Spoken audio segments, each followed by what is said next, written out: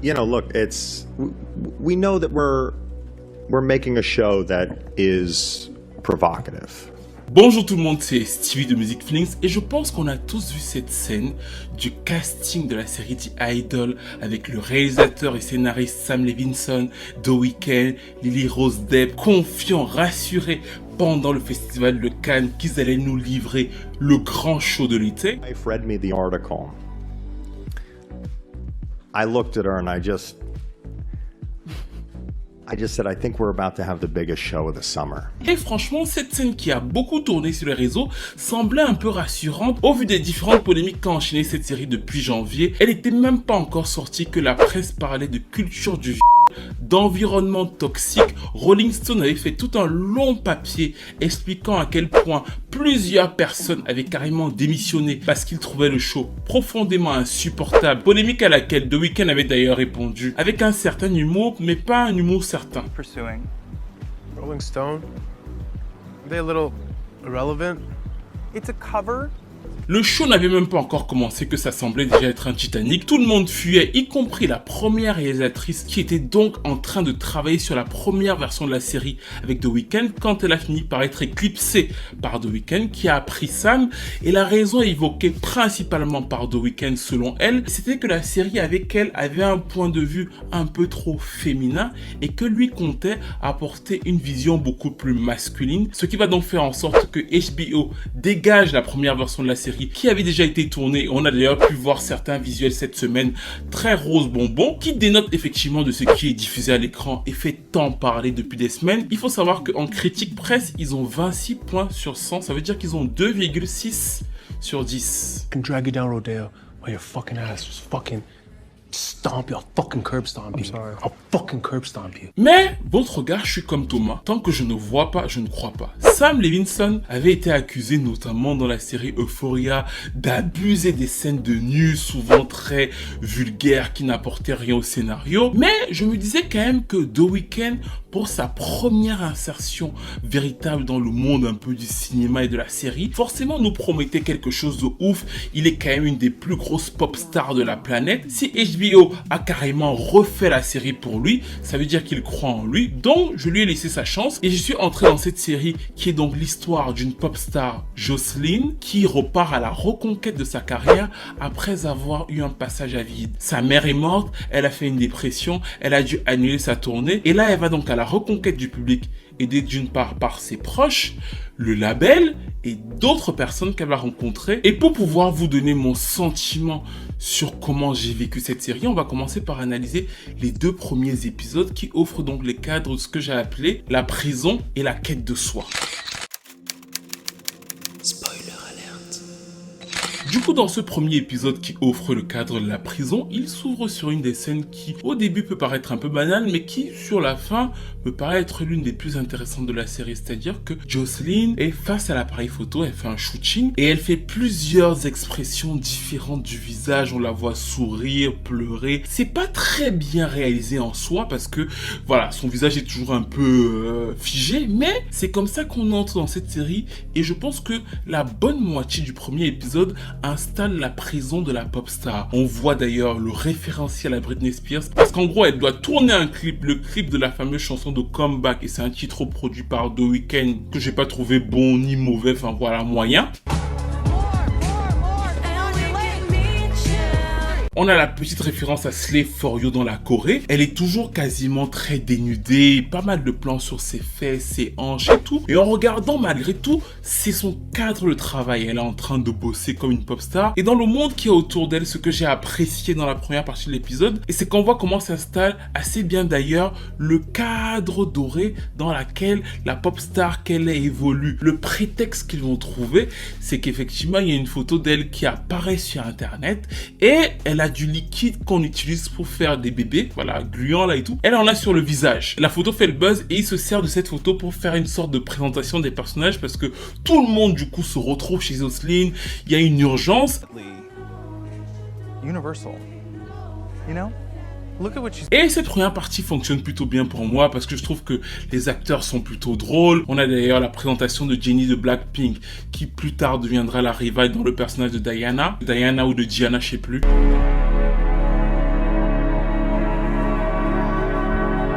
Et on remarque malgré tout que Jocelyn est contrôlée, sauf sur son aspect plutôt sexuel exubérant. C'est-à-dire qu'elle veut faire un shoot. Et là, il y a un coordinateur qui lui dit non, tu n'as pas le droit de montrer tes Janet Jackson. Et elle veut absolument montrer ses Janet Jackson. Et comme lui, il y a un contrat qui stipule qu'elle ne devrait pas exactement le faire, il se fait enfermer dans la pièce pour qu'elle puisse le faire. C'est-à-dire que sur cet aspect-là, tout en étant contrôlée, elle est assez libérée, ce qui peut effectivement faire un parallèle avec les pop stars. Mais on reste quasiment 30 minutes dans cette maison-là avant que progressivement, Jocelyn finisse par sortir, aller dans un club et tomber sur ce gars totalement bizarre, très chelou, très malaisant d'ailleurs, et bizarrement, ils accrochent. Et le problème du personnage de Tedro qu'incarne The Weeknd est que certes, l'ambiance est glauque, certes, ça change, mais la première partie se joue plutôt bien. Quand The Weeknd arrive, le truc qui moi me frappe, c'est la différence de jeu d'acteur. C'est-à-dire qu'on peut incarner un espèce de méchant chelou bizarre, mais malheureusement pour The Weeknd, et ça frappe aux premiers abords, il joue mal. I'm sorry, I'm not fucking catch you looking at it. They'll fucking drag you down, Rodale. While your fucking ass just fucking... Pour moi, c'est le moment déterminant de la série. The Weeknd, le personnage de Tedros qui est donc présenté comme le vampire. D'ailleurs, le moment où il entre chez elle de façon grandiloquente, c'est une référence directe. I wanted to make like a dark, twisted fairy tale is Dracula, you know? He's just, he's Dracula. Pour que ça tienne, pour que cette pop star puisse se faire totalement embarquer par ce fameux vampire, faut que ce soit bien joué. Or, elle, c'est une actrice, selon moi, plutôt moyenne. Et The Weeknd, lui, surjoue absolument toutes ces scènes, toutes ces expressions sur quelque chose qui, en plus, est déjà exagéré vu qu'ils entendent nous conter la relation scabreuse entre un vampire, métaphoriquement, et une pop star plutôt fragile. Et du coup, en fait, entre les scènes assez longues d'ailleurs, où on nous montre Jocelyn en train de se toucher toute seule quand elle pense à lui, des scènes aussi, on nous précise que vraiment sa copine à lui pense que c'est vraiment un gars dont elle pense qu'il pourrait vouloir des rapports sans son consentement, mais que Jocelyn va quand même de façon irrésistible vers lui, au point de le faire venir chez elle dans cette quête de soi où elle ne se retrouve plus totalement. Et la fin de l'épisode, c'est lui qui lui attache un foulard rouge sur le visage et qui prend un couteau et qui lui dit d'un coup, maintenant tu peux chanter, tu as trouvé ta voix. À ce moment précis, je pense qu'on peut avoir trois réactions, trois camps. Un camp qui se dit, bon, c'est pas ouf, mais je continue. L'autre camp qui est absolument terrifié par ce qu'il a vu, parce que, en vérité, on n'en tire pas grand chose en termes de scénario. Une troisième partie, malgré tout, qui est intriguée pour la suite. Et une quatrième partie, que j'avais pas précisé, du coup, qui rigole. Parce que oui, c'est tellement cheap dans la manière dont c'est joué entre Jocelyn et The Weeknd que bon, ça peut prêter à rire. Et c'est là donc que, selon moi, tout repose le problème de ce show. Sam Levinson a deux grandes qualités. Il sait structurer une ambiance visuellement. La photographie est absolument magnifique. Le son aussi, c'est vraiment très très bien structuré. Et derrière ça, il a malgré tout deux immenses défauts. Notamment un dans ce show précis, c'est que ce n'est malheureusement pas un bon scénariste. Tout est fait sans aucune subtilité. Quand on veut vous dire qu'on fait une référence à Britney Spears, on écrit Britney Spears. Quand le truc, la scène du vampire, il y a les bruits de vampire pour que tu vois bien qu'on fait une référence à The Vampire. Quand on veut préciser que le mec pourrait être un violeur, on le fait dire par un personnage. C'est-à-dire que comme ce n'est pas bien écrit, à chaque fois, ils te le mettent directement devant les yeux en mode regarde ce qu'on a fait. Et ça dessert déjà un peu la magie du récit. L'autre défaut que chacun appréciera comme il veut, c'est qu'effectivement, il aime beaucoup les scènes de nu. En tout cas, Jocelyn est quasiment tout le temps un peu dénudé dans la série. Et ce sont clairement ses obsessions. On voit très très souvent son fessier. Dans le second épisode, justement, parce que moi, je suis plutôt bon client au début, je me dis que forcément, The Weeknd, avec toute sa gloire actuelle, il peut pas se planter. Donc, je continue de regarder. Elle doit faire le clip du second single. Elle est pas satisfaite. Elle refait. On sait qu'elle a beaucoup touché son poisson rouge dans le premier épisode. Voilà. Et là, effectivement, où est-ce qu'elle est blessée? Dans l'entrejambe. On prend le temps de nous faire un gros plan pour bien nous montrer l'entrejambe dans lequel elle est blessée. En fait, c'est pas grave et grave à la fois. C'est-à-dire que ça ne sert absolument pas le scénario. Surtout que je trouve justement que dans cet épisode, ça se passe toujours quasiment bien chaque fois qu'elle est avec le casting général de la série. Les scènes sont pas très gênantes, la rivalité petit à petit s'installe avec le personnage de Jenny. C'est à chaque fois qu'elle sort de ce cadre-là, qu'elle est seule, qu'on ne comprend plus tout à fait. Parce que dès qu'on retombe dans la partie du personnage de la pop star dépressive qui doit repartir à la quête de soi, ça semble peu crédible. Dès qu'elle est seule, elle se retouche le poisson rouge alors qu'elle était blessée il y a quelques minutes avant. Et vers la fin de l'épisode, quand elle retrouve le personnage de Tedros qui prend de plus en plus d'ampleur dans sa vie, c'est d'ailleurs à lui qu'elle pense quand elle se touche à chaque fois, c'est encore plus amusant parce qu'on nous impose de très longues scènes de sexe et c'est pas le fait qu'il y ait des scènes de sexe le problème, c'est que on ne sait pas pourquoi ça se fait et que quelqu'un qui a quand même le poisson rouge blessé, qu'on nous a montré blessé, qui s'est déjà touché une fois dans la journée et qui maintenant se fait directement toucher par le personnage de Tedros comme si on était dans une mauvaise scène de 50 Shades of Grey. Le dialogue est absolument embarrassant. D'ailleurs, il a buzzé sur les réseaux sociaux tellement on n'y croit pas. Putain, je vais devoir dilater ta petite Mais en vérité, j'y croyais toujours. Je me suis dit, bon, la presse abuse souvent. Donc sur le 3e épisode, j'entre encore en me disant, laissons-leur une chance. Et je n'ai pas totalement tort. Je trouve que la relation entre elle et son entourage évolue plutôt bien encore une fois. Le producteur Shame, la manageuse Destiny, on se rend compte que finalement, ils sont pas si froids et sans cœur que ça. Ils tiennent vraiment à elle. Au-delà de la scène musicale, ils s'inquiètent pour elle. Donc en fait, ce qui se passait dans la première partie du premier épisode, cette trame-là est plutôt pas trop mal faite. Jusqu'à ce qu'on retombe dans l'essentiel de ce qu'ils ont voulu dans leur show, à savoir la partie provocation. Et la partie provocation, on peut être friand de provocation, comme le moment où ils font une référence à Epstein. Ils disent que oui, je saigne comme un enfant sur une île de Epstein. On voudrait que ce soit drôle, on voudrait que ce soit scandaleux, on voudrait être choqué par une vanne comme ça. Mais objectivement, elle est juste totalement nulle. On voit encore que c'est placé là pour choquer les gens et ça ne le fait même pas. On ne comprend juste pas pourquoi c'est là. Fucking shitting more blood than a kid at Epstein's Island. Artistiquement aussi une sorte d'évolution parce qu'il l'aide petit à petit à trouver son son, mais la manière dont il prend d'assaut sa vie d'un épisode à l'autre, c'est lui qui contrôle tout, plus personne n'a son mot à dire. L'écriture fait en sorte que c'est tellement brutal que ça paraît un peu saugrenu. Et pour pouvoir accentuer toujours le caractère malaisant de leur relation, censé mener à l'aboutissement de sa carrière artistique, Are you fucking retarded? What did I just say? il recouche avec elle dans une voiture décapotable pendant que sa meilleure amie conduit, c'est-à-dire qu'on nous montre bien que c'est juste décapotable et que tout le monde qui peut passer peut voir. 10 minutes après, ils font du shopping, ils recouchent ensemble dans la cabine d'essayage du magasin et on nous précise bien sûr que tout le monde est au courant, tout le monde les entend.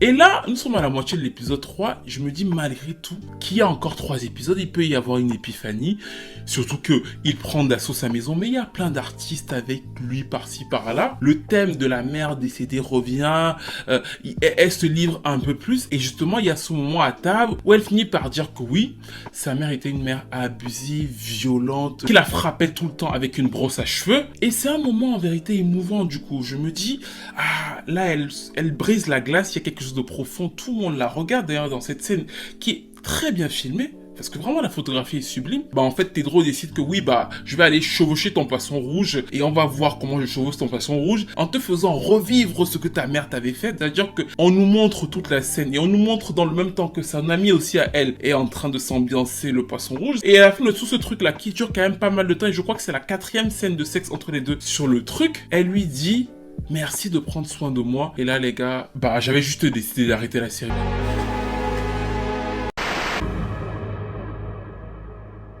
Thank you for taking care of me. Et c'est vraiment pas parce que je suis prude. Ça a rien à voir avec le puritanisme, vous connaissez ce genre de choses. Ça a rien à voir. C'est que je veux bien qu'il y ait beaucoup de scènes de sexe, de nuit et tout. Mais j'aimerais, et là je trouve que la critique a eu raison de le leur dire, que ça serve à quelque chose. Là on est dans une accumulation de trucs un peu scabreux, de scènes faites pour choquer par-ci par-là, sans que le scénario n'ait un besoin de ça. Mais quelque part, comme vous le voyez, je trouve que finalement ça desservait le scénario. Autant de scènes, même si c'est pour nous montrer une pop star sous emprise et même pour nous montrer une pop star sous emprise sexuelle, ça peut être fait de façon beaucoup plus forte sans qu'on ne tombe dans ce truc un peu scabreux, surtout qu'encore une fois, Lily Rose Depp n'est certes pas une grande actrice, mais The Weeknd est clairement un mauvais acteur. Donc en fait pour moi rentrer dans le truc ce fut très difficile et j'avais décidé de ne pas regarder la fin de la série en me disant bon j'ai pas accroché, je passe à autre chose. Et c'est en tombant sur un TikTok avec l'annonce de la suppression d'un des épisodes de la série que je me suis dit que j'allais finalement regarder la fin. Le TikTok que j'ai vu était un TikTok de fans de Selena Gomez qui était super intéressant pour le coup. En général, j'aime pas trop les théories des fans et tout. Et en regardant ça, je me suis dit, ils ont pas totalement tort parce qu'ils disaient que Jocelyn était très inspirée de la vie de Selena Gomez entre 2016 et 2017, époque pendant laquelle elle sortait avec The Weeknd. Et quand on regarde sur plusieurs éléments de la série, la pochette des lunettes de l'album, la mère qui a été malade, l'hospitalisation, les problèmes mentaux, le fait que ce soit sa meilleure amie, sa manager, sur plein de moments, effectivement, il y a des mimétismes qui semblent très similaires entre Jocelyn et Selena Gomez. Et le TikTok m'a quand même interpellé, surtout effectivement le moment où on l'entend gémir dans une chanson parce que effectivement, à un moment, Tedro fait une quasi-agression sexuelle à Jocelyn pour qu'elle puisse chanter mieux. Et donc du coup, voilà quoi, Et à un moment, effectivement, dans un album de Selena Gomez, elle fait exactement pareil. Enfant star qui a du mal à se crédibiliser dans le game. Ça m'a fait chic. En fait, quand j'ai vu ce truc des fans de Selena Gomez, je me suis dit, bon, repars dans la série. En plus, il reste que 2 épisodes. HBO a supprimé un épisode, c'est rare ça. C'est vrai qu'ils accumulaient les mauvaises critiques, mais je me suis dit, bon, focus, il reste que 2 heures. Et en vérité, il restait pas que 2 heures. Parce que sur le dernier épisode, ils font une espèce de stratagème pour pouvoir présenter toutes les chansons de The Weeknd. Parce que c'est The Weeknd et Mike Dean notamment, qui est aussi dans la série, qui font plusieurs des chansons de la bande originale. Et sur le dernier épisode, pour pouvoir faire la promo, ils trouvent une espèce de pré-tournée ou alors de répétition de la tournée où chacun chante sa chanson. Et du coup, le stratagème prend quand même 25 minutes où on écoute tous les anciens protégés de Tedro. C'est de la promo non déguisée d'ailleurs. Parce que, encore une fois, ils sont pas très fins. Shit like this since Prince. That motherfucker has a soul of Prince. Et donc du coup, vu que vous êtes très bon, ça veut dire quoi? Ça veut dire qu'en fait, il nous reste 1h20 d'épisodes, un peu de scénario. Et c'est en 1h20 de scénario que tout shift. Jocelyn, qui était donc sous emprise, on l'a vu pendant les 3 premiers épisodes, voilà, en quête de soi, elle tombe totalement dans les bras du démon Tedros, change, elle switch différemment et on nous explique donc qu'en vérité, c'était elle la mastermind. Elle va se rendre compte que Tedro avait voulu la piéger, mais elle avait compris avant. Elle avait inventé cette histoire de violence que sa mère lui avait fait subir. Elle a laissé qu'on traumatise Troy Stevens, le chanteur qui est là, qui joue le rôle de l'un de ses plus vieux amis. Il a été quasiment électrocuté. Elle a laissé qu'on le traumatise devant ses yeux parce qu'en réalité, elle est quasiment sans cœur. Elle est brutale. Elle a laissé Tedro entrer dans sa vie et vivre avec des adolescents parce que Tedro c'est un ancien criminel. Plusieurs des filles qui sont dans la maison sont des mineurs, donc elle a laissé Tedro faire tout ça parce qu'en vérité elle avait ce mastermind dans la tête de profiter de l'inspiration que Tedro allait lui donner pour relancer sa carrière. Et là, même dans les télé-roubés, là, ça ne se passe pas comme ça. Vous savez que je suis pas très intelligent, je suis un peu bête. Et même à l'école primaire, quand on nous apprenait l'alphabet, la maîtresse disait toujours A, B, C, D, E, F, G. Tu vois ce que je veux dire? Elle ne disait pas A, G ou A, F ou A, Z. Non, non, non. Eux, ils passent du coq à l'âne avec une rapidité absolument extraordinaire. Et même si, encore une fois, j'apprécie toujours les petites interactions entre Jocelyn et son staff et ce genre de choses, je n'ai juste pas réussi à rentrer dans le scénario de cette série. Surtout que Jocelyn a fait absolument tout ce truc-là. Certes pour relancer sa carrière, certes pour reprendre sa liberté, mais quand vous voyez la chanson qu'elle chante et ce qu'elle fait, bah c'est exactement la même chose qu'elle faisait au début, c'est-à-dire qu'elle se dandine, fessier à l'air et tout, culotte sexy sur une prod de The Weeknd. C'est-à-dire qu'elle reste, et peut-être c'est ça le truc philosophique, dans la même prison. Oui, je me suis dit ça vers la fin pour, entre parenthèses, payer la photographie et le temps de ma vie que j'estimais avoir perdu. Ça pourrait s'apparenter un peu au fait que oui, la pop star finalement tourne, mais elle reste dans le même écosystème parce qu'à la fin, après avoir chassé Tedro, après avoir retrouvé le succès, sa tournée est un succès, elle refait revenir Tedro et elle lui dit cette fois-ci que j'ai besoin de toi, tu es à mes côtés, mais maintenant c'est moi qui domine, enfin bref. Moi-même dans les telenovelas, surtout vu comment il joue, j'ai jamais vu un truc pareil. Mais on va dire que c'est un peu caché parce qu'il y a du budget, parce qu'il y a aussi pas mal de chansons assez cool de The Weeknd qui passent dans la bande originale. Mais en vrai, clairement, je voulais moi en tout cas aimer cette série. Je trouvais aussi la thématique intéressante, la pop, la musique. Il y a un très bon épisode d'ailleurs de la série Black Mirror qui revenait un peu sur ça avec Miley Cyrus. Et je me disais que The Weeknd étant l'artiste qu'il est dans le business, ce serait vraiment quelque chose de fou, que Lily Rose Depp pourrait devenir une pop star de ouf. Même d'ailleurs, j'avais de grands espoirs au tout début quand ils l'ont annoncé et même après que les critiques soient tombées sur eux. Mais après avoir vu le show, j'ai exactement compris ce que les critiques leur reprochent parce que c'est une thématique, encore une fois, comme je vous l'ai expliqué, totalement effleurée, pas du tout bien écrite et je pense que la fin est encore plus desservie par le fait qu'il manque un épisode et je pense pas que ce soit l'épisode final qui a été retourné, je pense qu'ils ont quasiment supprimé un épisode, selon moi c'est le 4e ou le 5e, ce qui accentue ce côté où tu te dis mais je regarde quoi en fait. Et le côté scandaleux, moi ça ne me dérange pas, je veux bien un côté scandaleux quand ça sert quelque chose ou alors quand je suis vraiment scandalisé. Là je ne suis absolument pas scandalisé du début à la fin et je suis juste en mode où je ne fais que chanter à Mel Bent. Qu'est-ce que j'ai fait? Où je vais? Et pour les gens qui ont parlé de soft porn, je ne suis vraiment pas puritain, mais je peux quand même comprendre dans un sens, c'est-à-dire que oui, les scènes de sexe, why not? Mais quand tu en as autant qui ne sont que des scènes de sexe pour des scènes de sexe, c'est quand même particulier. Il y a un épisode dans cette série où, encore une fois, je vous l'ai dit, cette femme a l'entrejambe tuméfiée. Elle ne peut plus danser, elle ne peut plus marcher. Et quelques minutes après, non seulement elle recommence à se toucher, elle se fait voilà, par Tedros avec la brosse avec laquelle sa mère était censée la violenter. C'est-à-dire que tu ne sais plus à quoi ça sert. Chacun de ces moments durs et ça aurait pu être significatif d'une souffrance, d'un malaise, mais ça laisse sans l'être parce que c'est pas très bien joué et que c'est placardé là à chaque fois dans l'esprit de choquer et ça tombe à plat. Et ça dessert finalement la partie qui me semblait super intéressante de la série, à savoir tout le développement qui pour le coup était pas mal traité entre Jocelyn et ses autres acteurs, ses amis, sa famille, la maison de disques, leur malice, sa rivale Jenny. Tout ça a été finalement beaucoup plus intéressant que cette trame avec The Weeknd qui a tiré l'ensemble vers le bas. En tout cas, c'est ce que j'ai pensé de cette série. Vu qu'on arrive à la fin de cette petite vidéo qui revenait sur l'analyse de The Idol, dites-moi vous ce que vous avez pensé de cette série en me donnant votre cheminement. Si vous avez regardé, est-ce que vous avez regardé dès que c'est sorti? Est-ce que vous aviez vu les critiques avant? Comment l'avez-vous ressenti? Et franchement, j'ai absolument pas d'ego par rapport à ça. Vous pouvez être d'accord avec moi, pas d'accord avec moi. Je vous ai dit qu'au début, moi, je venais être plutôt contre les critiques. Donc, ça ne m'arrange même pas de vous dire au final que j'ai pas apprécié. Mais donnez-moi vos points de vue. Est-ce que musicalement, c'était beau? Est-ce que la photographie, est-ce que ça contribue selon vous à la culture du viol, comme certains l'ont dit? Qu'est-ce que vous pensez de ces scènes de sexe à rallonge, du personnage de Jocelyn, de la relation avec Tedros? Est-ce que vous êtes entré dans le personnage de The Weeknd? Enfin, dites-moi tout ce que vous avez pensé de cette série et du fait qu'au final, c'était censé être la grande série de l'été et c'est tellement un flop qu'ils sont obligés de supprimer un des épisodes de leur propre série pour écourter le truc et passer à autre chose très rapidement. D'ailleurs, est-ce que selon vous, ça pourrait atteindre à l'image de The Weeknd?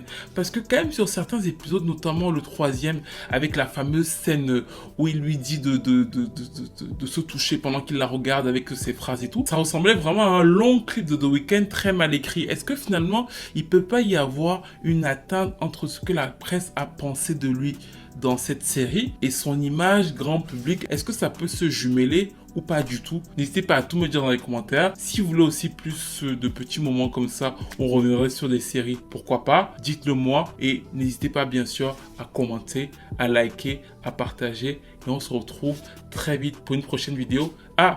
Et avant de finir, j'adore Popular de The Weeknd avec Madonna et Playboi Carti. Ça pourrait et ça aurait dû être un hit si cette série était un peu mieux. Bref, à très vite.